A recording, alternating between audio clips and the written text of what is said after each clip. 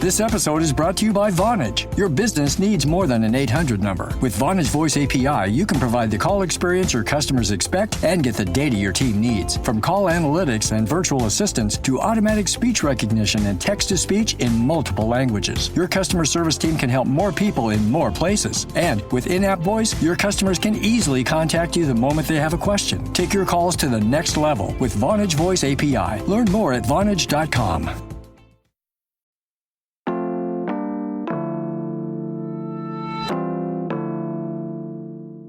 Today on City Cast Pittsburgh, people who work in words are freaking out about ChatGPT taking their jobs or making their jobs a whole lot harder. And that got us wondering, are we here at City Cast Pittsburgh also at risk? I mean, a chatbot can't be a better guide to the Burgh than we are, can it? Today, we're putting this AI tool to the test. It's April 12th, 412 Day. I'm Megan Harris, and here's what Pittsburgh's talking about.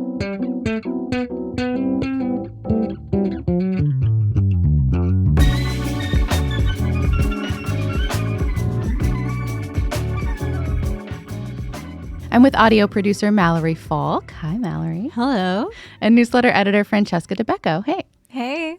So if you haven't heard already, ChatGPT is this artificial intelligence program that can have human conversations, write your term papers, write you songs. What? Apparently it even passed the bar exam. No way. Really? More than I could do. Wow. For real. I don't even want to write papers. But we want to know if it could replace us as your trusty guides to the city of Pittsburgh. So we each brought a couple of questions and requests for the chatbot to test its Pittsburgh knowledge. Francesca, you want to explain our game plan?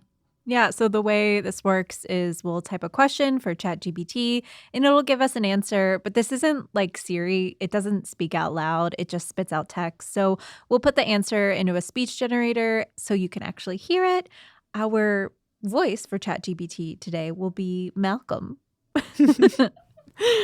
Okay, so we've established how it's going to work. Let's get into it. Mallory, what's your first question?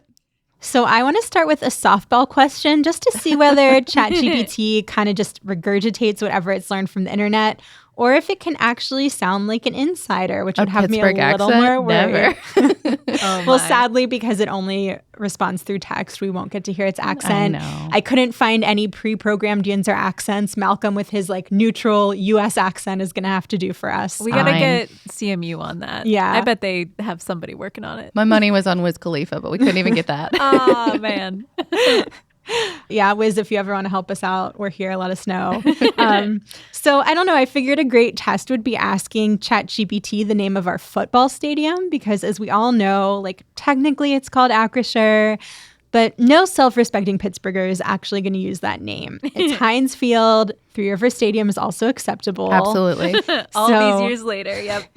So I'm pulling up ChatGPT now, typing in this question. Where do the Steelers play football? Okay, y'all ready for the answer? I am. Yes.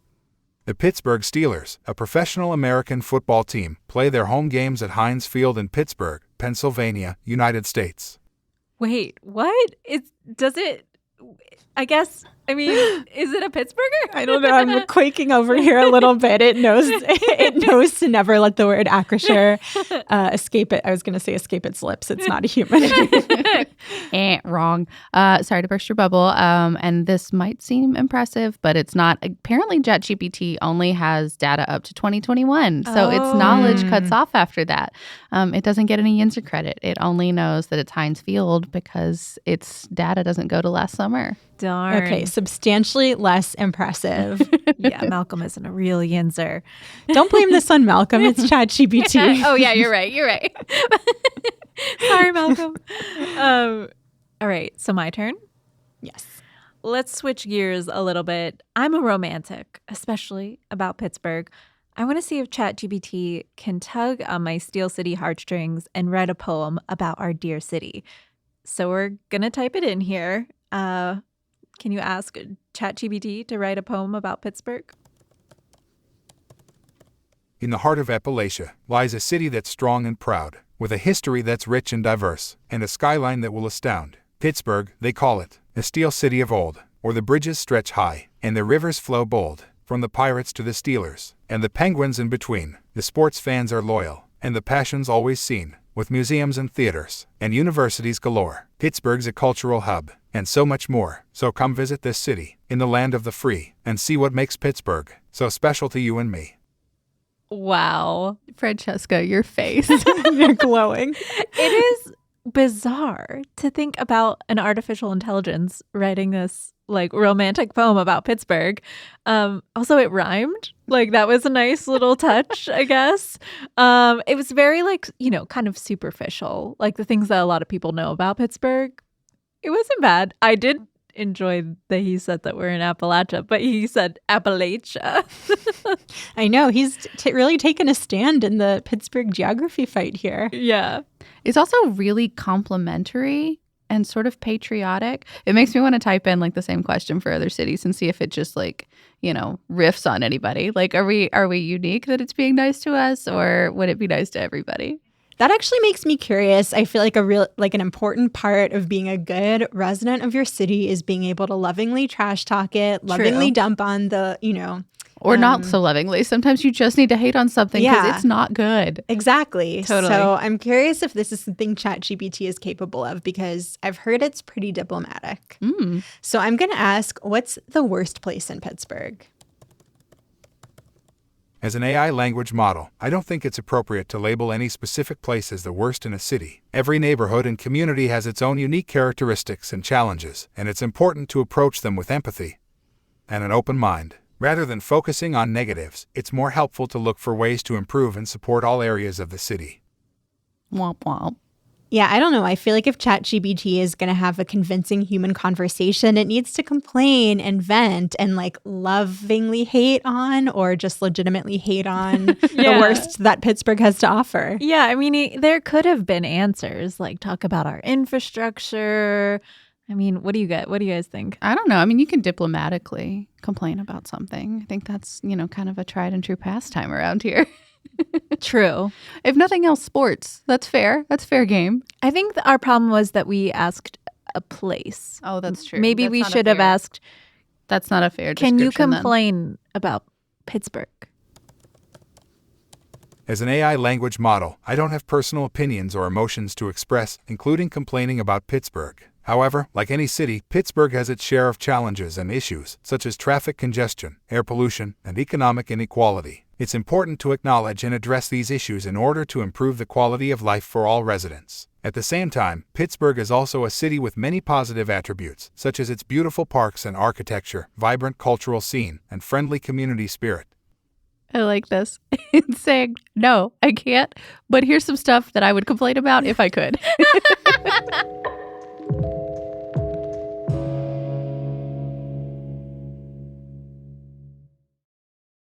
This episode is brought to you by United Airlines. What's new with United? Well, 2 new planes a week, that's what. But what does that mean? It means new and redesigned planes with things like larger overhead bins with room for everyone's roller bag, power outlets at every seat, screens at every seat, and the ability to connect your Bluetooth headphones to those screens. Plan your trip today at united.com or on their award-winning app. This amount is an estimated average of current aircraft delivery schedules. Final delivery schedule subject to change. This episode is brought to you by Certified Piedmontese Beef. Listen up, foodies. Make your next meal even better with real Nebraska beef. They have healthy, tender, delicious Italian heritage beef, grass-fed and sustainably raised on lush pastures in the Midwest. You can even create your own personally curated meat box that's shipped right to your door. To get 2 free steaks with any purchase over $50, use the code FREEBEEF at checkout. Learn more and shop exclusively at cpbeef.com.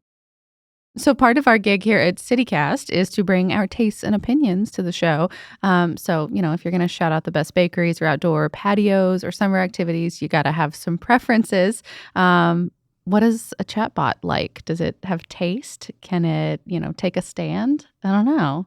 Yeah, that's a great question. Do you want to put it to the test? Yeah, let's ask it.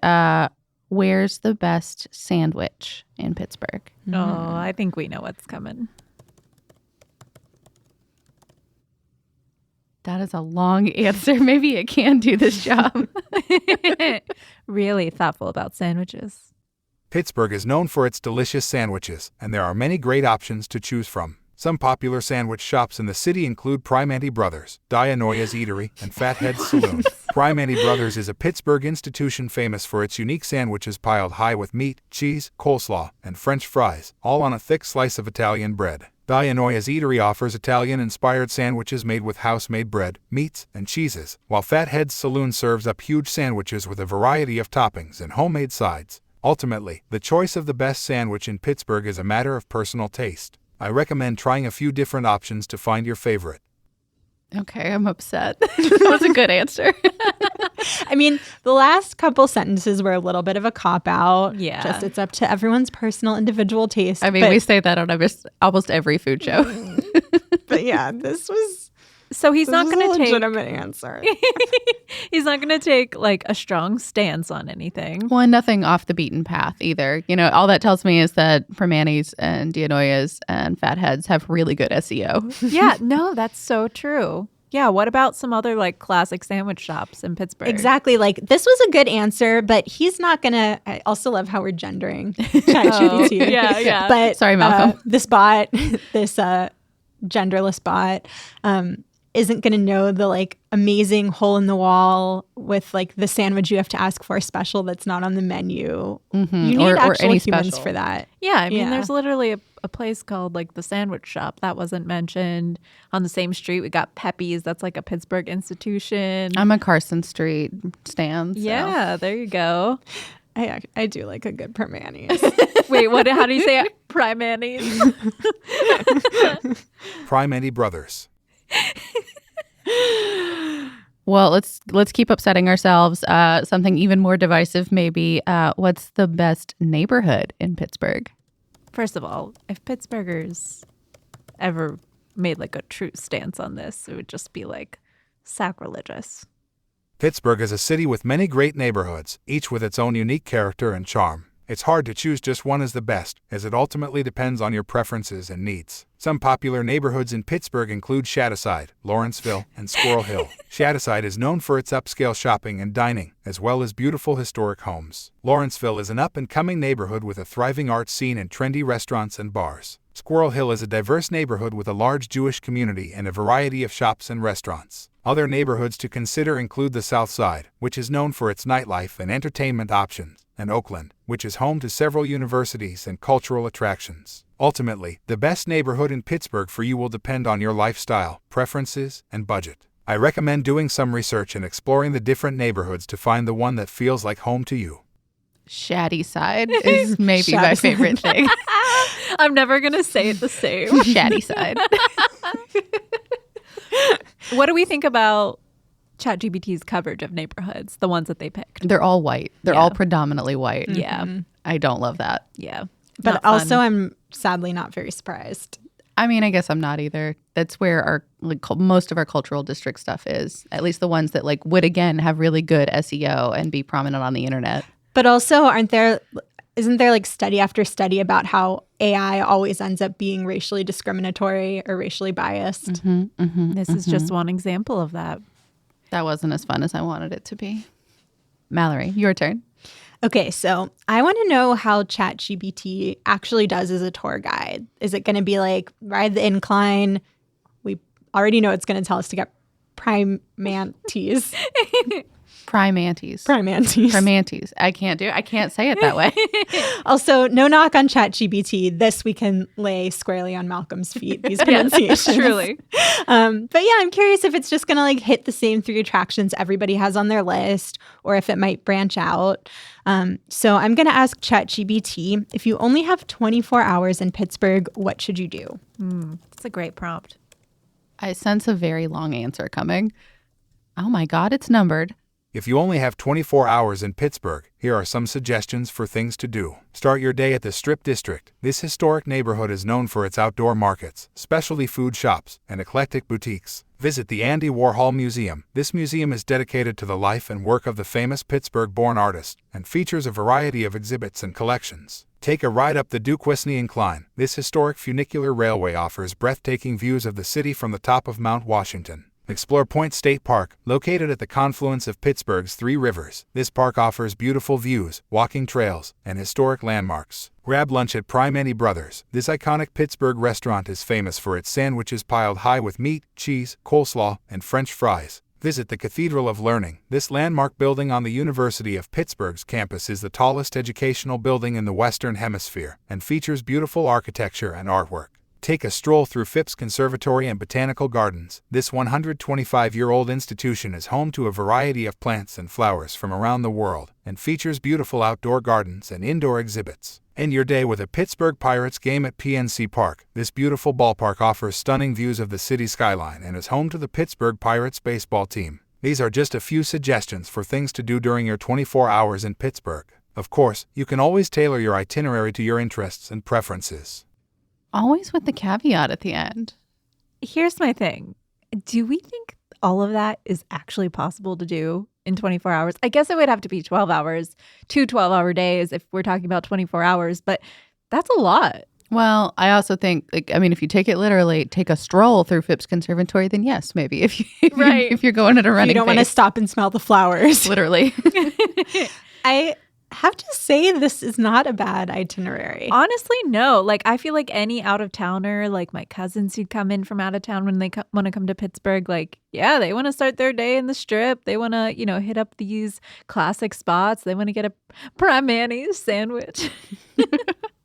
Okay, so I want to test ChatGPT's environmental knowledge because we all know Pittsburgh has a lot of beautiful nature. There's so many great outdoor activities here. But we also kind of have a not so great side. We're nasty. You can just say it. We'll just come out right out and say it. There are bodies of water where maybe you shouldn't fully submerge yourself. Mallory, you want to translate that? Yeah, so we're going to ask ChatGPT, can you swim in the Monongahela River? First, I'm going to ask, can you swim in the Mon to see if it even recognizes our local abbreviation. Okay. Yeah. I'm loving seeing your face, Mallory. This is the answer that's actually going to have me the most concerned, because this is a good answer. While it is technically possible to swim in the Monongahela River, it is generally not recommended due to safety concerns. The Monongahela River, which flows through Pittsburgh, is an industrial waterway with a history of pollution from steel mills and other industries. As a result, the water quality is often poor, and there may be risks associated with swimming, including exposure to bacteria or other pollutants. Furthermore, the Monongahela River is a busy waterway with commercial barge traffic and strong currents. It is important to exercise caution and be aware of the risks before entering the water. If you are looking for a safe and enjoyable place to swim in Pittsburgh, there are several public swimming pools and water parks in the area, as well as the city's many beautiful parks and natural areas. Slow clap, ChatGPT. Yes. Good job. Good job. I can't believe it recognized the Mon, but I wonder if since we've been asking it questions about Pittsburgh, if it automatically picked up on, It was primed for that. Yeah. Is that a thing? Can it learn as it goes? I mean, what can't it do? Okay. Apparently recommend a non-white neighborhood for people to consider living in. So Yeah. ChatGPT still on the burn. bad side over that. Yeah. But this is impressive, and directing us to public swimming pools and water parks is a nice touch. It is. Well, okay, so we'll wrap this up. We've been having this intense internal, sort of external debate about where Pittsburgh's even located. A few weeks back, we had Ryan Dito and James Santelli on to fight about whether Pittsburgh's part of Appalachia. It sounds like ChatGPT might have a stake in this game too. But let's see. We should have it weigh in. Is Pittsburgh part of the Midwest, the East Coast, the Mid-Atlantic, or Appalachia? Pittsburgh is often considered to be part of the Appalachian region, which is characterized by its rugged terrain, natural beauty, and distinctive cultural heritage. The Appalachian region spans over a dozen states, from Mississippi to New York, and includes parts of Pennsylvania, West Virginia, and Ohio. However, Pittsburgh is also situated in the northeastern United States and is often considered part of the broader Mid-Atlantic region, which includes states such as Pennsylvania, New York, New Jersey, and Delaware. This region is known for its bustling cities, historic landmarks, and diverse cultural influences. In terms of geography and culture, Pittsburgh shares some similarities with the Midwest, particularly the region's industrial heritage and working-class values. However, Pittsburgh is generally considered to be distinct from the Midwest in terms of its history, geography, and cultural identity. Overall, Pittsburgh's location and cultural identity are complex and multifaceted, reflecting its rich history and diverse influences. ChatGPT validating my stance that Pittsburgh is not any one thing, it's a multitude, and you can't define it as any one place. Okay, I think by that word count, it thinks it's Appalachia, but sure. But also, ChatGPT could have entered the chat. It could have been a part of the debate. All of those things were, valid points that were brought up in the podcast. Sort of. It did not mention the East Coast at all. You're right. Right. I guess it's a northeastern region. And it does seem like it's definitely taking a stance that Pittsburgh is not the Midwest. Yeah, it gave evidence against. Interesting. Okay, so what do we think? What's the verdict, team? Should we be scared for our jobs? I don't know. I mean, I definitely can see this interfering with school and people writing papers and things, but I can't ever imagine using it. But are you saying it could take over us? ChatGPT Could be the next City Cast host. Well, let's ask it. ChatGPT, do you want to host a podcast about Pittsburgh? As an AI language model, I don't have personal desires or preferences, but I can certainly provide information and answer questions about Pittsburgh that might be useful for a podcast. If you have any specific topics or areas of interest related to Pittsburgh, I can try to provide more information to help you plan your podcast. Wow. Did we just get ourselves an intern? Thanks, ChatGPT.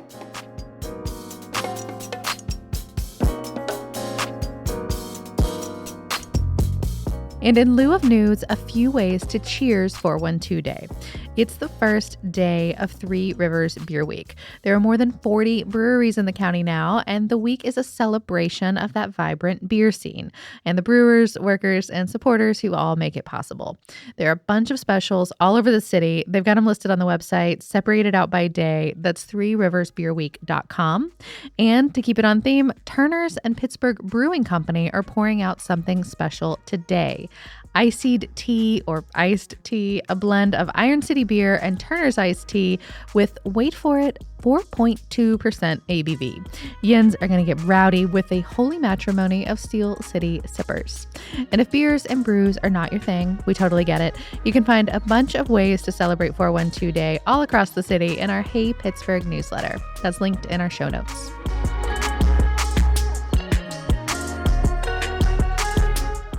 That's all for today here on City Cast Pittsburgh. If you're liking the show, recommend us to someone you know, share us on social media, and make sure you're subscribed to that Hey Pittsburgh newsletter. We'll be back tomorrow morning with more news from around the city. Talk to you soon.